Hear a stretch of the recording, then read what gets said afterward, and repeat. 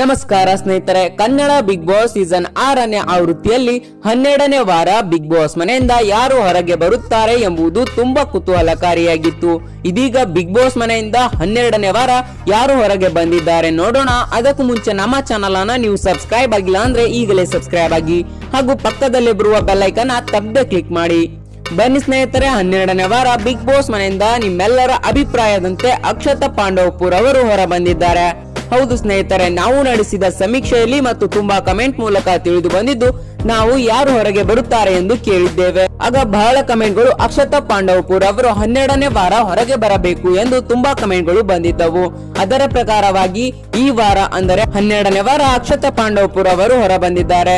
ಸ್ನೇಹಿತರೆ, 12ನೇ ವಾರ ಅಕ್ಷತಾ ಪಾಂಡವಪುರ್ ಅವರು ಬಂದಿದ್ದು ಸರಿನಾ ಅಥವಾ ಬೇರೆ ಸ್ಪರ್ಧಿ ಬರಬೇಕಿತ್ತ ಅಂತ ನಮ್ಮ ಕಮೆಂಟ್ ಬಾಕ್ಸ್ ನಲ್ಲಿ ತಪ್ಪದೆ ತಿಳಿಸಿ. ಈ ವಿಡಿಯೋ ನಿಮ್ಗೆ ಇಷ್ಟವಾಗಿದ್ರೆ ಲೈಕ್ ಮಾಡಿ ಮತ್ತು ಶೇರ್ ಮಾಡಿ. ಇಂತಹ ಇಂಟ್ರೆಸ್ಟಿಂಗ್ ಸುದ್ದಿಗಳಿಗಾಗಿ ನಮ್ಮ ಚಾನಲ್ ಅನ್ನ ತಪ್ಪದೆ ಸಬ್ಸ್ಕ್ರೈಬ್ ಆಗಿ. ಈ ವಿಡಿಯೋ ನೋಡಿದ್ದಕ್ಕಾಗಿ ತುಂಬಾ ಧನ್ಯವಾದಗಳು.